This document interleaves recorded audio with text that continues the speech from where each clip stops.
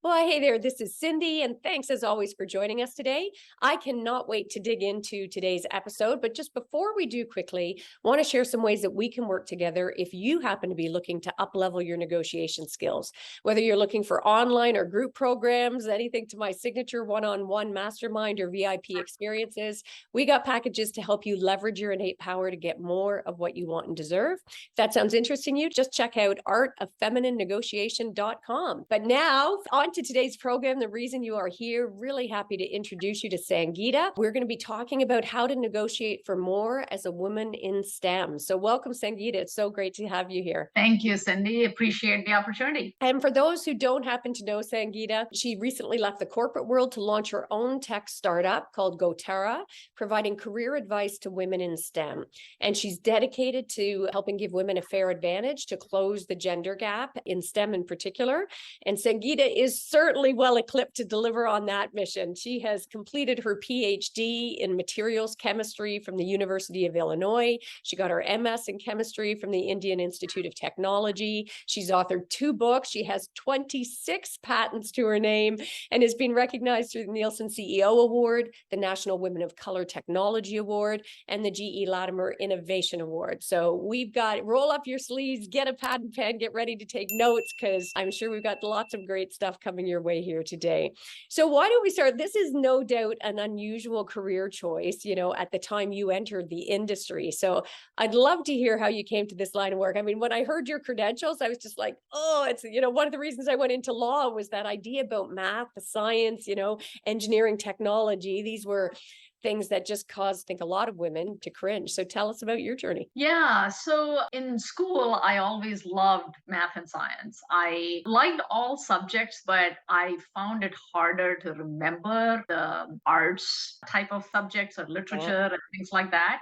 And they were harder to remember, whereas math and science to me was logic. So I didn't have to remember. I had to look at the problem and figure out how to solve it. And that is what triggered me into going into the science field. And, I never thought about it that way. I just kind of got used to it. But right from college, I was very used to being very few women in the class of a ratio of 1 to 100 in my college. And then things didn't change much when I was in graduate school, and things continued to remain the same when I went into work in aerospace, energy, and technology industries. Yeah. And I didn't think of that as a hurdle. I tried to figure out how to use that as an opportunity. Yeah, beautiful. I love that. And I'd love if you don't mind, Sangeeta, sharing as well. I commented just before we started the interview for our listeners, I'd commented, I love that Sangeeta goes by that single iconic name, right? Like Madonna or Adele or Cher, sort of these strong women through history who give that. So if you could tell us about your rationale for that, I'd love it. So a couple of things I'll say before I share the story. So if you just had a single name, Sangeeta, legally in every country, you have to have 2 names. So that's why I have D, Sangeeta. And we decided to blow up the typical patriarchic naming nomenclature process that pretty much every country uses, where your father's name is a family name is essentially handed down, or your husband's father's. Yeah. And so women are just totally neglected in this naming process. And so we decided, we actually changed the name. I was on a NPR show as a guest, and they massacred my name completely. And it was my last name. So the question was whether we simplify the last name or we change something. So we came up with this methodology where your family name is your first initial and your name, your given name, is your last name. Yeah. So in our family, everybody has a different last name. Our daughter has the initial of me and my husband. So it's really unique. It's neither matriarchic nor patriarchic. It I love it. It is all about you. Yeah, I so love that. And it's interesting because, when I got married and I kept my name, I'd already built a business, and I'm like, I'm not about to lose my sense of identity. And my dad had died early at 52. And I'm like, I'm definitely not giving up that sort of heritage, but it has caused conflict in people. And so the kids have the hyphenated names, which I thought was progressive, but I love yours much more. Just blow up that entire system. I think it's beautiful. Now, I'd love if you could share with us too, because I always say that, our first and most important negotiation is the one we have with ourselves every day. What mindset problems, if any, did you have to overcome in pursuing this path? Very good question. I have to kind of think about that. Yeah. One thing that as I was telling you about my story, one thing I had to just get used to is not worrying about being the only woman in the room, whether it is a classroom or it is a meeting or it is an executive meeting. I was so used to it. And if I let it bother me, then I wouldn't be where I am today. And, in early in your career, one of the things that leadership teaches you is how you get noticed. Yeah. That's the first thing. I mean, you are hundreds of people coming into the company. How do you get noticed by those 5 leaders you have in the company? And I said, if you're the only woman, by the way, Huh. everybody knows your name already. So you got that already. So in my first 2 jobs, because I was the first woman PhD in my organization of about 150, 200 people, both organization, first all hands meeting I go to, my name is there on top of it, like, oh, we hired the first. So you kind of have mixed emotions about, I didn't get hired because I'm a woman. I got hired because of my credentials and what I have done. Instead of fighting it, I just let it go. And I said, Yeah. within 6 months, they will know what I deliver. So even if they have this thing in their head that somehow I got hired because I'm a woman, we will prove them wrong. And it has worked.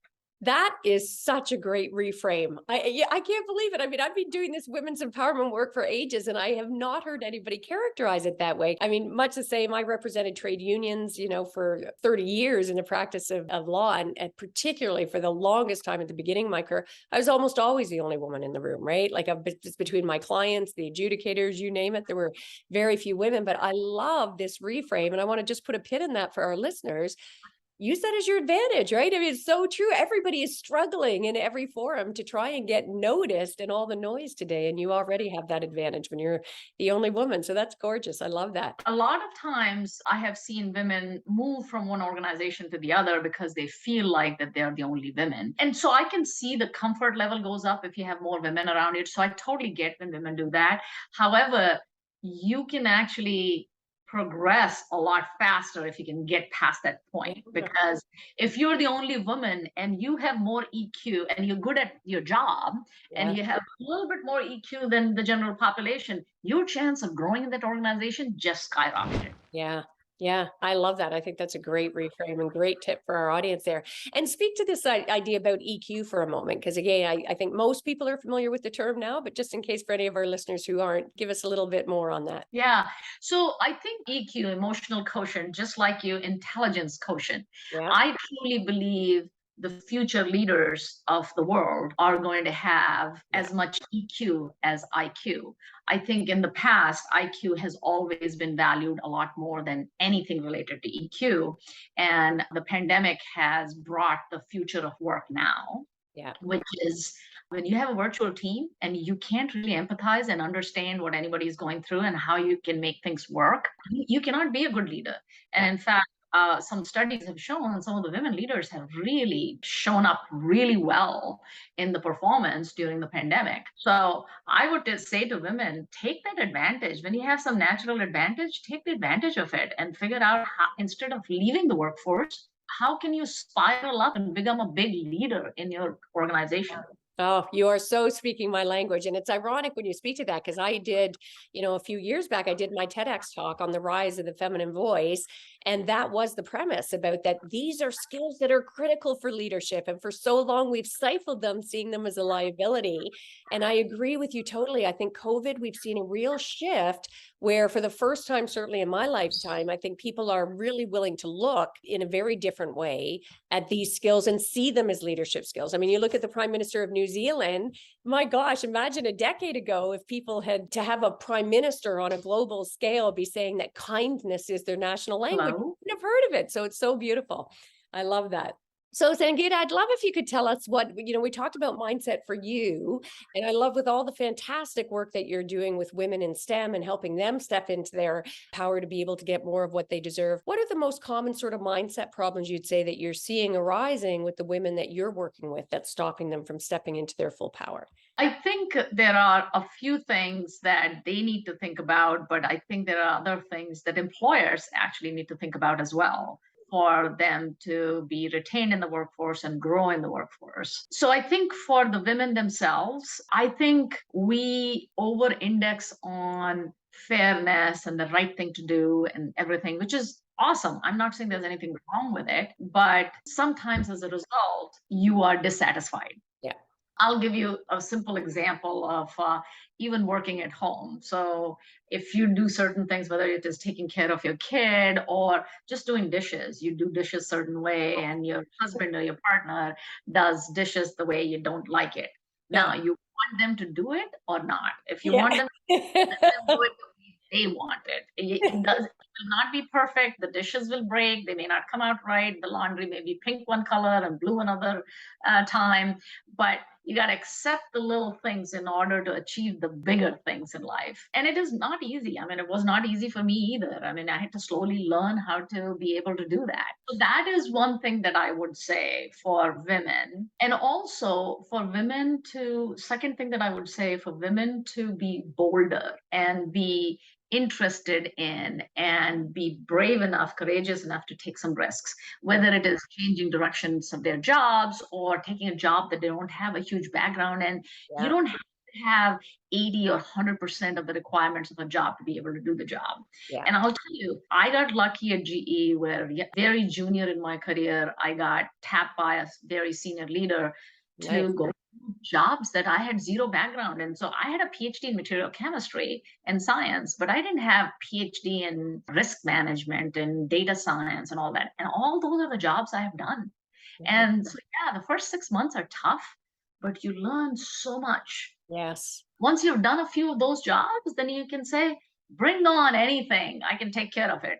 Oh, Uh, and it gives you this confidence. It's a confidence booster. So the thing is, even if you fail in something, big deal. If you're good at something, you can always go back to what you were doing. And that's the confidence you have to have. So those are the two things that I would definitely say to women. Don't always shoot for perfection because the world is not perfect. yeah. And second is be bold to take the step and not rethink 1,000 times before you take that step. There was so much. You're saying two things, but there was so much packed in there. Actually, I love that, Sangeeta. And you spoke to that confidence competence loop, right? I mean, the more we put ourselves out there and try new things, the more we gain competence in those new areas, and with that competence comes increased confidence to try more new things. And I always described it as this beautiful infinity up. The two just keep feeding off each other. That competence and confidence, so beautiful. And you mentioned the 80% statistics, so relevant because study after study showed women with 80% of the qualifications for the job is less likely to apply than a male with 40% of the qualifications who Very true. apply. It's like, good grief. So, and I'm laughing when you were saying about with our partners about doing the dishes. It's the same with childcare. We complain that they don't help with childcare with the kids, and yet we criticize the way that they do it. So that was a great eye opener. I love that. Now, what are personally some of the biggest obstacles that you had to overcome, would you say, as sort of a woman in a male-dominated industries, frankly? I think overcoming some of the hurdles, I never thought of them as hurdles. I thought of them as challenges. Nice. And so somebody would say, I'm not sure. Or they'll make a comment that maybe was inappropriate. My whole thing would be, okay, you just challenged me and I'm going to prove you're wrong. And so to me, that was another confidence booster when somebody says that, I don't know if you can do this because you don't have background in this and that, but you just hired a guy who also didn't have background in it. How did he get that job? Why is it that? And by the way, in some situations, you don't even know when you're going through mentoring process, you mentioned about your kids and stuff, and people will actually take you out of a job running because they think that, oh, you have a 5-year-old daughter, you can't Yeah, travel. Leave it up to me. Let me decide. If I absolutely. was a man and I had a 5-year-old daughter, nobody would think twice, like, oh, it requires travel. I don't know if he can do it. Those are some of the things that I had to actually identify after the fact, and I had to have a discussion saying, let me make that call. I'm okay with travel, or I am okay with this, that, or the other.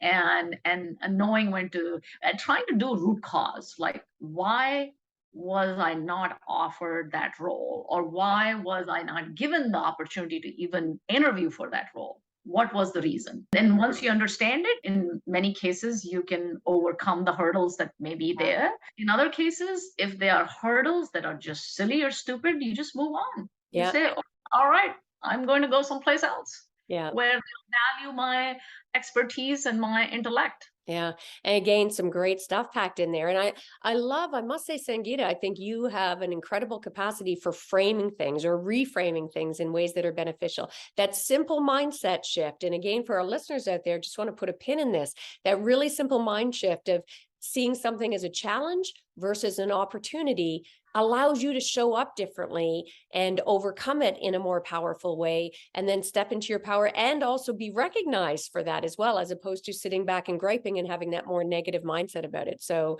would you say that's one of your sort of superpowers in terms of navigating these obstacles, is just sort of that mindset and the framing you bring to it, Sangeeta? Yeah, I think having that little boldness and taking things, the challenges as opportunities, has helped me tremendously throughout my career. I came to the US very early in my education, and I was the only person in my extended family to be here, 10,000 miles away from the whole family. And that could have been scary, but it wasn't. Oh, wow. That's amazing. To me, it was like, oh my God, there's this new whole world that I need to learn about. And oh my God, look at the trucks. They're so big compared to the trucks in my country. And so I was just so curious about learning about a different culture, the way things work here, and the way the education system worked and all that. And so probably 99% of my mind was occupied with that curiosity and learning. And so I didn't have maybe time to think about, oh, I'm missing my family and all that. And then, the world got smaller and we started to visit our family more often. And now you have FaceTime and you have video calls that we can do, and it has become a lot easier. Oh, that is such a beautiful approach and such a powerful way to lead a lifetime.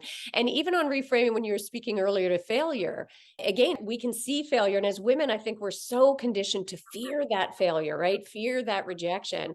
And when we can see these as opportunity, I often encourage my clients to have failibrations, like celebrate the failures and recognize them as the stepping stones to move further along your path. I think it's such a beautiful approach.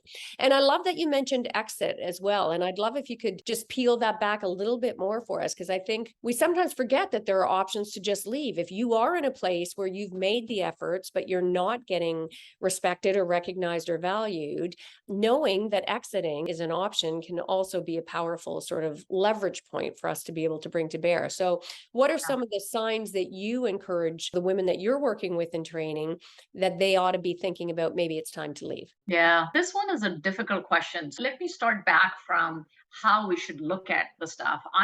In fact, when I interview people, if I see people jumping around a lot from job to job to job to different companies, it sends a red flag, like, why are they so unstable?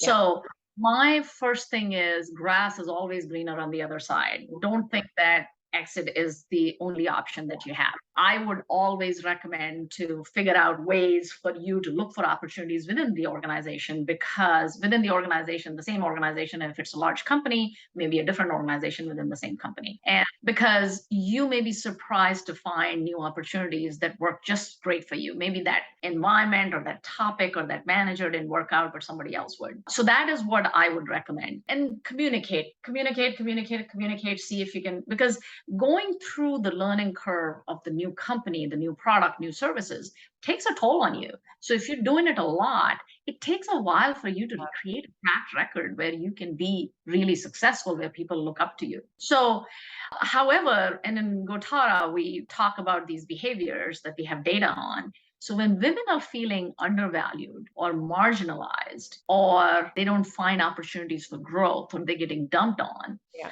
are the signs that you need to move on. And this is where we're actually helping the employers and these women to Yeah. figure out how to address it just in time. Yeah. Because if it is not addressed just in time, both the women are ready to quit, and the employer may have no clue that they're getting ready to quit. And if they had a chance to work on that, they could have worked on it. And so, how do you drive that conversation? So, there comes a point. So, for example, we provide advice, 24-hour turnaround advice to our members across the globe from 163 countries. We have about 15,000 members. Nice. And I don't know who this person was because it's anonymous and confidential, but they came for advice on the issue that they had and how to solve it. And so we provided a bunch of advice and we said, go back and try this to make it work and for you to be successful in the organization that you're in. And after they tried all that, then we said, maybe if it's still not working, maybe it's too toxic for you to continue to stay in this organization, and you should also start looking outside. So we do recommend that as a last resort, not as the first option. Yeah, great answer. And what a powerful combination, right? That curiosity and communication. Because sometimes, as you say, we get in reactive mode and we just assume the grass is greener. Whereas if we show up with curiosity and start asking the questions, look at the root causes, maybe even explore some of the fears that are driving ourselves as well as the other party, what role ego is playing, what are some things that either of us are too attached to, where we being reactive, sort of dig in a little bit and communicate. Now, you had said when you give advice, for example, what would be some of that? Because I find it's all about then get curious, be able to communicate, negotiate for what you want, like find better ways to have those discussions. So tell us about your experience negotiating, or what you recommend are some of the things people could try to improve those situations. So I think every situation is very different. On our platform, they actually get matched with somebody who's lived in their shoes. So if they're scientists, they get matched with somebody who's a successful scientist, senior level with a lot of experience. And they can actually give you an example like, oh my God, this happened to me, or oh, it happened to somebody who worked for me or somebody I work for, and this is what they did. So they're giving real examples of how to be successful.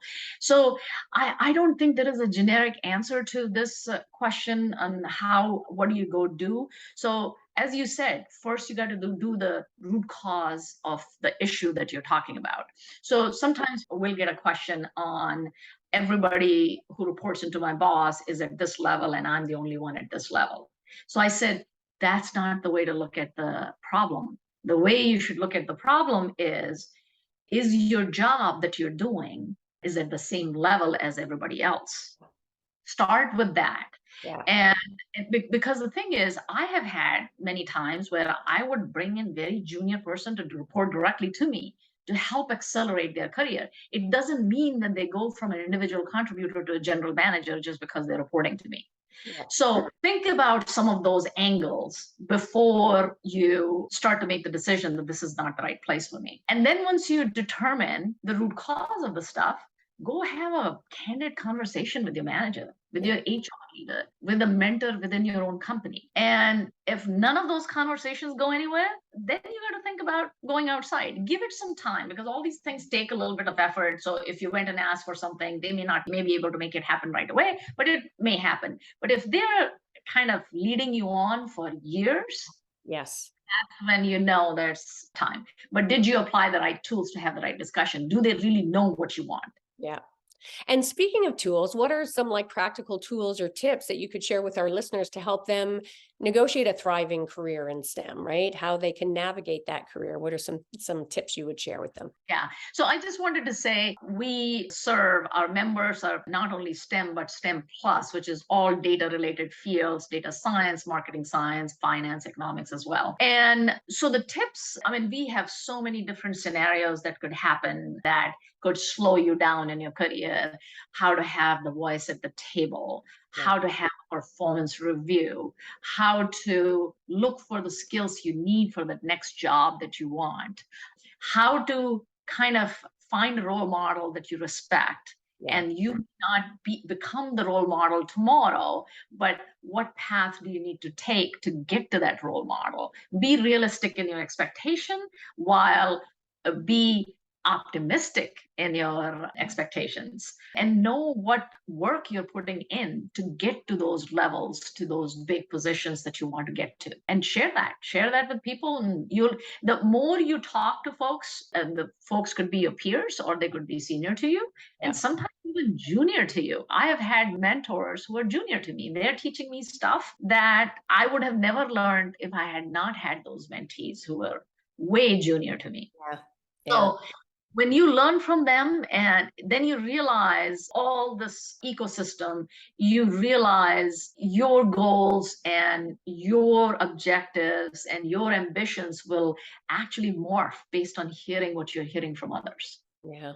I'm so glad you mentioned about the mentors because I think people often have this misconception that, oh, I need to find the one mentor, right? And I mean, my approach has always been take a look at all of the various skill sets that you're going to need to advance in your career. You know, maybe somebody's great at networking, somebody else is exceptional at sort of speaking and communication skills, somebody else has this particular angle, and try and find mentors that cover those various skills. You don't have to find that one perfect mentor. It's not like your, partner or mate for life, and being really intentional about choosing who you go for. And I'd love your feedback, actually, Sangeeta, particularly in the STEM plus, as you say, and I love that distinction. What do you think is the value of being intentional about mentors and looking for sponsors and looking for allies within the workplace and within the industry?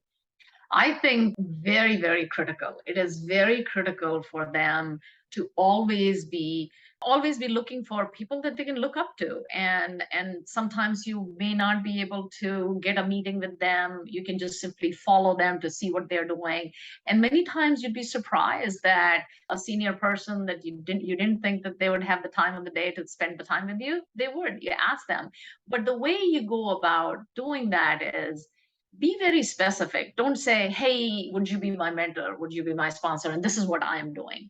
You should talk about what is it that you liked about them, that you respect them for. And then you can see the things turning. And mentors and coaches and advisors and sponsors, all of them love the fact when somebody recognizes their skills Yeah. that they're good at. And so you can make them feel good and they'll spend the time with you. And I'll tell you, this trick works with me too. You know? It's so true. That's so good. And I love those. There's the few layers there to what you're saying, right? One is ask, because women tend to be much less likely to ask than their male counterparts. So ask, ask, ask for what you want. And tied to that, though, I love your point, Sangeeta, as well. Don't just be generic in your ask. Get clarity about what it is you want, and then have specificity in what you're asking for. And I love that build rapport. A compliment goes a long way, right? We are all human. So I think that's great. Now, I know in that industry, one of the complaints I hear often, from women in business generally, but particularly I think in that sort of STEM plus sphere, is that because they tend to be very male dominated, sometimes you're having to deal with or negotiate with bullies, or at the very least with people who have more power than you in the organization. What advice or tips do you have for women who find themselves in that situation? So that is a sensitive topic for a lot of women because this happens. And it has, by the way, it has happened to me too. And it's not an easy thing to deal with. So you need to actually pick your battles. Yeah. So say a person you don't like or something, you can't pick everything that they do, say, this is not right, that is not right. You will be so tired and exhausted to do your job if you simply dislike everything. Now, have passion about what you do. And if there is something really important to you and your organization that is being annihilated or being done differently than you would have liked to do, that's when you speak up. And this is where you choose an opportunity to be again bold. Yeah. And if people don't listen to you and you get ignored, if you're sitting in a meeting, you stand up, raise your hand and stand up. You don't keep sitting. Yeah. Or you just walk up to the person and you talk to them. Do something unique and different. And also you could have a one-on-one conversation with them and share with them that, hey, we're having this difficulty, I'm not really sure why, can we figure out how to make this work better, because we don't have a choice, we have to work together. Yeah. And you'd be surprised that more people will change dramatically with those one-on-one conversations than not dealing with it. Absolutely. Not dealing with it is, I mean, we all as human beings have tendency not to deal with negative stuff. If I can avoid it, I will avoid it till the last day. And I have done this too. I'm guilty of that too. But the times when I've decided that I'm going to deal with it head on and have a conversation and go through this, things have improved dramatically. I'm not going to say that they completely went from night to day, but they definitely improved that I could still work. But you'll have to decide at some point whether it is a healthy relationship or not. Yeah. If it used to be unhealthy, you may have to make a call. Yeah, great call, great advice. And so much of what you're talking about, it sounds like it's like being intentional, prepare for these things so that you're able to deal with them. I'd love your thoughts on like, what are the most important elements of preparation in sort of being able to negotiate or navigate the industry in your view? Yeah. So I think the most important thing, in especially the conflict kind of stuff that we are talking about, that my approach to something is so different than your approach. So the differences I find, and sometimes there are differences in both, but most people agree on what needs to be achieved. So we are all given goals and objectives in every organization. And sometimes we don't agree with that either, but majority of the time we do. It's the how we deliver Yeah. is where women may differ dramatically. And this is where I would say, when you have that one-on-one conversation, or when you have a working session with that team, let's figure out what it is that we are delivering. And let us figure out the how of what we are delivering is where the differences are. Put down everybody's thought process, like how they think that this should be delivered, how they think, and just put it down so everybody feels heard. Yeah. And then you have a discussion. So it's not like one is saying no to that person. If everybody agrees that you do the pros and cons of all different approaches, that this is the right approach to take, then that person doesn't have a choice but to accept that it's not one person saying no, it's everybody else saying no. Yeah. Or to your surprise, you may find out that your approach may not be actually the best approach. It may be that person's approach that is better approach. Yeah. So it could go either way, but be bold to have that discussion and know that you may be 100% right, or you may be 0% right. Yeah. And even if you are 10% right or 50% right, the team may decide to go in a different direction. So you disagree and commit at that point. Yeah. So good. So I would layer on what we talked then, because we talked about that curiosity and communication and that willingness to be bold. I think that's such great advice. What a powerful combo. And the one thing I hear come up over and over again is about emotion, right? Especially when you tend to be in male dominated industries where women tend to be seen as more emotional generally when they do get bold and speak up. What in your experience, what role does emotion play in these sort of negotiations? So I'll tell you, having grown up in very male dominated industry at the time I did, yes, getting emotional was not, it was a sign of weakness, has been a sign of weakness. I never wanted to cry or get teary eyed. I didn't want any of my people to do that. I would think the same, oh my God, what's wrong with them? But I think as the world has changed and with this pandemic and all that, I almost feel like when women get passionate, when women get emotional about something, it is, with some exceptions, in Yeah. majority of the cases, because they're passionate about something. Yes. Yeah. They have so much passion that they get teary-eyed, like, how can you not see this? It's Yeah. so important. And so instead of seeing that as a weakness, we should actually turn it around and say, how do other people feel about that? Yeah. This is, I can clearly see you're very passionate about this. And it's awesome to have that passion. This is how we move forward. When people are passionate about the work that they do, we move forward faster and in a much better motivated and a happy way. Yeah. So let's give that a little bit credit and leverage it so other people can be vulnerable too, and talk about these kinds of topics that need to be talked about. And as what I've seen is, women tend to, when they are looking for solutions, they tend to think about the whole team. How is the team going to work together and stuff? And that's a good thing in the long run. There's nothing wrong with that.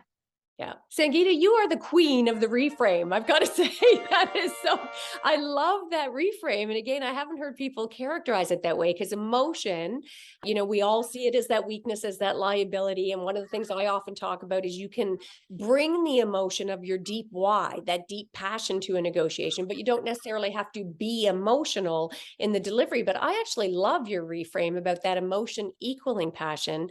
And I just spoke this week at a conference with, a large conference with a bunch of trade unionists, the vast majority of whom were male in the audience. And I was speaking about that piece around vulnerability, and let's start having real, authentic, raw conversations and new ways of communicating, and really inviting them to open up. And it was amazing to me how many of those men came and got teary-eyed then as they started sharing at the mic. And it was a very new and awkward experience for them, but they walked away feeling much more empowered. So I think that was really And it powerful. was probably very empowering for the women in the room too, to Yes. see that it's not just us. Yes. Yes. And particularly in industry where I think those women have been stifling that for so long, not feeling that they had permission to be able to ever show that side of themselves. So it was a very healing experience all around. And I have no doubt they'll go away and have better communications now, right? And get better results as a result of Yeah. that, right? When you bring that empathy to the table. Yeah. This is the topic will take some time for the industry to kind of accept that in a normal way because people still don't know how to deal with it when somebody starts to get teary eyed. Most people, including women, and whether it happens at home or it happens at work, I think it is a tough thing, and we just need to be okay with it and give them space if they need. If we need to stop the conversation, we stop the conversation. So I think it's a new. We need to experiment and we need to be open to it, and we cannot tag it as a bad thing. Yeah, no, so good. And even, I mean, we talk when we think about women and emotions, we think about the teary-eyed right away, but even, I mean, there's anger and hurt and a whole range of emotions. And it's about being intentional about that. How do you want to show up, right? Be intentional Yeah. about who you choose to show up as. I think it's so Yeah. powerful. I want to give one example, which is very, very important example. So in the fields that we serve, it is the demographics that has the highest attrition of all demographics. Yeah, 40 to 50% women leave their STEM plus work within 5 to 10 years. yeah, And it's a huge loss to the society, to the employers, and individually to them, financially and otherwise. yeah, And when I had the seat at the table, we all kind of chalked it up to be, oh, this is the age that they want to raise their family. And I thought, well, maybe that's true, and maybe I'm an exception. And then as I launched Gotara, I went and interviewed technical leaders who I truly respected. And it took a little bit of time. The first response is, well, my daughter was 4, my son was 6, and I want to take care of them. But when you started to peel the onion, the yeah. floodgates opened. They were all pushed out. 95% of them were pushed out by the work environment. They never wanted to leave workforce. And that is something that we need to change. Yes, I love that. And just touching on that, and I'm trying to be respectful of your time here. I know you've been so generous with your time. What are some of those key aspects? One of the, like, would you say EQ is one of the predominant things that we need to start getting more intentional about? What are some of those cultural shifts that you think we need to start focusing on so that we don't see the mass exodus of women from these industries? I think we, as employers, we need to truly understand when people are feeling undervalued or marginalized, or they don't have the opportunities that others do, and they're getting dumped on at work. How do you find that just in time? You can have great policies in place, but you cannot police those one-on-one conversations, those lunches or those happy hours. Yeah, How do you leverage something like Gotara or something else like that yeah. that can actually help you find these things just in time so you can address it, because you don't want to lose those people too. I mean, you train them. It's so hard to replace them. Technical people are the hardest one to replace. Yeah. Oh, and the cost is huge. I think so many employers undervalue the cost of having to replace it. It's like 300% of a person's salary to get that sort of Yeah. retraining again. And I'm glad you spoke to the elephant in the room about that feeling undervalued, because again, I was speaking at a mental health conference recently, and I don't think people realize that discrimination is one of the leading causes of mental health issues. So groups that have been historically discriminated against are much more likely to end up having adverse mental health impacts from that. So in There our you go. practice, as you say, for Yeah. Gotara, and kudos to you for the great work you do, elevating awareness about these issues, Yeah. right, is so Absolutely. important. Yeah. So Or Sangeeta, what is one thing that you know now that you wish you knew when you started? that is a good question. And because I have learned so much in the past, and part of the reason I launched Gotara, I wish I had known some of the things that I know now. I wish I had known then and Yeah. could have reached out to somebody. So some of the things that bothered me, I knew I was right, and I wanted to put the flag down and say, I am right. And Yeah. I realized that it's not that important. If you're right, it will be proven right. Why put stress yourself out about that? Let it be. 2 months later, you will be proven right. Don't Yeah. worry about That is great advice. Oh my gosh. You've taken me back there. I'm thinking how many times you get all steamed up about, as you say, women tend to be so sensitive to the fairness aspect. And at the end of the day, these things do sort of sort themselves out, right? And Yeah. even where you feel sometimes like you've lost ground, you know, I mean, I'm percolating what you're saying there. I think it's a beautiful insight, because things that I remember being so outraged and upset about, and then suddenly they come around full circle, where those same people who had maybe undervalued or treated inappropriately or lost contracts as based Yeah. on sort of discrimination, and suddenly they come back around and Yeah. recognize it, but in their time. Whereas if you're railing against it all the time, Yeah. sometimes you get that pushback reflex as well. So Yeah. thank you so much. Tell everybody, where can everybody get in touch with you to find out more about Gotara and all the fabulous work that you are doing there? Where's the best place for them to get a hold of you? Gotara.com, Gotara.com. Reach out to me there. You can also reach out to me on LinkedIn as well. Beautiful. And I'm sure you all got loads of value from this episode. We'll make sure to put that contact info from our show notes. Make sure to subscribe to the podcast if you haven't done that yet. And that is a wrap for this episode. So until next time, go forth and negotiate your best life on your terms, so you can stop missing out and start getting more of what you want and deserve, from the boardroom to the bedroom. Until next time, take care. Bye.